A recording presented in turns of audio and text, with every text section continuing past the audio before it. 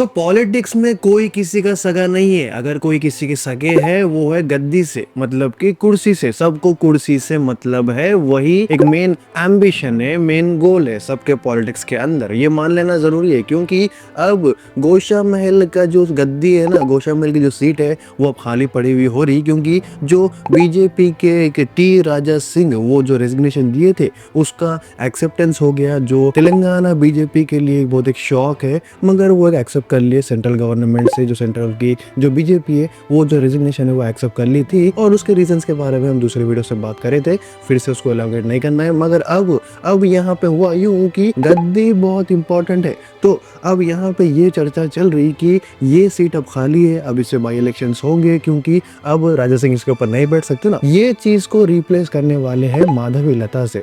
अब माधवी लता वो माधवी लता है जो रिसेंट जो इलेक्शंस हुए थे ना, वहाँ पे असदुद्दीन ओवैसी के साथ लड़ने की कोशिश करे थे लोकसभा के इलेक्शंस के लिए, मगर बहुत गंदी तरीके से हारे थे। तो ये क्यों ज़रूरी है, मतलब ये मतलब अच्छी हरकत है या फिर नहीं, इससे तेलंगाना की जो बीजेपी उसको फायदा होगा या फिर नहीं, बात करेंगे। सो अगर शुरुआत करें माधवी लता से, तो माधवी लता ने एक स्पोक्स पर्सन है, एक पॉलिटिकल एक्टिविस्ट है, और विरिंची हॉस्पिटल है ना वो उन्हीं का है। और जो विरिंची हॉस्पिटल कोविड में बहुत बदनाम था, हाँ वही वाला उन्हीं का है। और उनका जो नेटवर्थ है ना वो बहुत ज्यादा है, मतलब लोग जो ऑफिशियली वो तो बोलते हैं कि 220 करोड़ के ऊपर है, मगर कई लोग बोलते हैं कि 350 करोड़ के ऊपर भी है। तो यहाँ पे हो रहा यूं कि जो बीजेपी तेलंगाना इसका जो एक स्टाइल था वो था पहले बहुत रेज वाला, कंट्रोवर्सी वाला या फिर प्रोपेगेंडा वाला। तो वो चीज़ को चेंज करने के लिए, पर्टिकुलरली गोशा महल के लिए, क्योंकि गोशा महल में ये एक बदनामी थी कि यहाँ पे बस कंट्रोवर्सीज होते, प्रोपेगेंडा होता, और जो क्लीन मतलब जो क्लीन पॉलिटिकल एक तरीका रहता वो वहाँ पे चल रहा नहीं था। तो उसको चेंज करने के लिए ऐसा बोला जा रहा है कि माधवी लता को ले लेके आ रहे। मगर हमको यहाँ पे ये भी बात ध्यान में रखना होगा कि राजा सिंह, टी राजा सिंह, वो ऐसे छोटे मोटे पॉलिटिशियन नहीं है। 5 टाइम के कॉर्पोरेटर है, 2 और ये तीसरा वाला है ना, ये 3 मिला के 3 टाइम के एमएलए है। और इनका जो एक फैंडम हरकत बोल सकते हैं या फिर फैंस बोल सकते हैं, इनकी जो फैन आर्मी है ये बहुत ज्यादा है comparative to any BJP leader. यहाँ पे जितने भी तेलंगाना के बीजेपी लीडर्स है उनसे अगर ज्यादा कंपेयर करे तो राजा सिंह की वाह ज्यादा होती। अब वो नेगेटिव तरीके से होती, पॉजिटिव तरीके से होती, वो अलग बात है, वो प्रोपेगेंडा वो सब अलग बात है। मेन चर्चा है कि चर्चा तो होती, मगर अब यहाँ पे ऐसा लग रहा कि बीजेपी तेलंगाना में मतलब ऐसा करना चाह रही है कि क्लीन पॉलिटिक्स होना, हमको मतलब एक नई तरीके से एक फ्रेश पर्सपेक्टिव वाली पॉलिटिक्स होना, इसीलिए बहुत सारी चेंजेस करी। पहले तो जो स्टेट प्रेसिडेंट है उनको चेंज करी, और इंटरनली बहुत बातें चेंज हुए। और इसके अलावा अब जो सबसे बड़ा जो धब्बा हो गया वो हो गया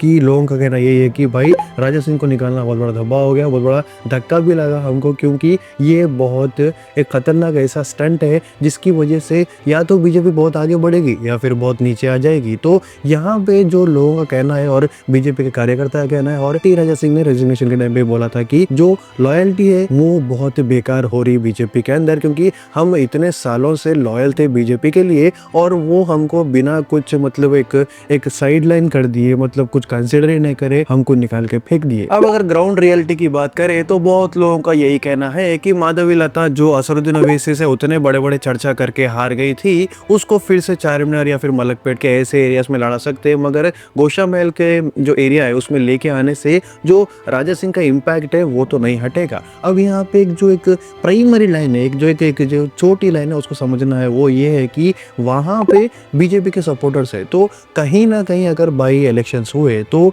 ये मतलब माधवी लता के सपोर्ट में ही होगा, और शायद से माधवी लता जीत सकती है, क्योंकि जो है ना यहाँ पे माधवी लता के फेसेस पे देख के कोई वोट नहीं डालेगा, सब लोग बीजेपी के लिए वोट डालेंगे। और जो इंटरनली जो ग्राउंड रियलिटी वो यही है कि किसी को भी ये चीज़ पसंद नहीं आएगी, क्योंकि सब लोग वहाँ पे राजा सिंह को ही पसंद करते। अब ये सब न्यूज़ आने के बाद जो माधवी लता का स्टैंड है उसके बारे में बात करें तो पब्लिकली तो ने राजा सिंह को राजा भाई करके बोलते हैं, मगर इंटरनली लोगों का कहना है और कुछ स्पेकुलेशंस है, ये मतलब कंफर्म न्यूज़ नहीं है मगर स्पेकुलेशंस है कि ये मतलब गद्दी के लिए कौन से भी हद तक जा सकती। और ये मतलब पब्लिकली तो एक ही ओपिनियन दिया है इन्होंने कि जो पार्टी डिसाइड करेगी हम वो करेंगे। और इसके अलावा उन्होंने यही बोला था कि अगर मैं गोशा महल से लड़ी तो कांग्रेस के लिए मैं एक थ्रेट बन सकती। तो कहीं ना कहीं देखो Madhavi Latha as a party member, as a party leader अच्छे है, मगर गोशा महल के लिए अच्छे है या फिर नहीं, ये तो देखो पब्लिक ही डिसाइड कर सकती है, क्योंकि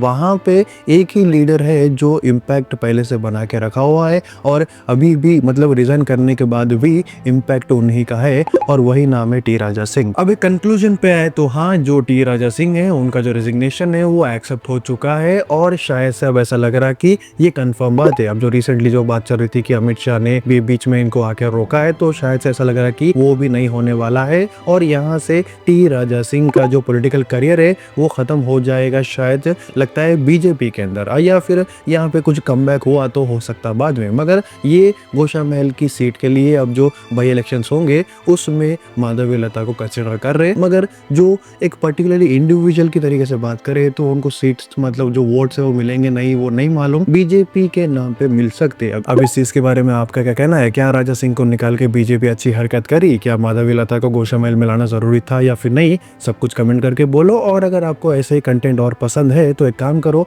लाइक कर दो और सब्सक्राइब कर दो।